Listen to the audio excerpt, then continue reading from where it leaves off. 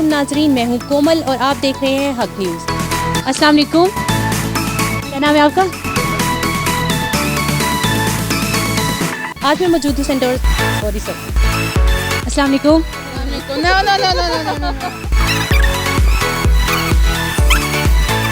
नाजरीन दोबारा क्वेश्चन कर लूँ आपसे, मैं क्वेश्चन कर लूँ? नहीं होना, सॉरी सर। कि उनके क्या ख्यालात हैं? वो कौन सी ऐसी चीज़ है जो जिंदा हो तो दफना देते हैं और मर जाए तो निकाल देते हैं? जिंदा हो तो दफना देते हैं, मर जाए तो निकाल देते हैं। क्या हो सकता है? स्काई को हम दफनाते हैं। अस्सलाम वालेकुम नाजरीन, मैं हूँ कोमल और आप देख रहे हैं हक न्यूज़। मैं आपके लिए लेकर आई हूँ एक बहुत ही इंटरेस्टिंग सा प्रोग्राम जिसमें हम करेंगे लोगों से इंटरेस्टिंग सवालात और जानेंगे उनके इंटरेस्टिंग जवाबात।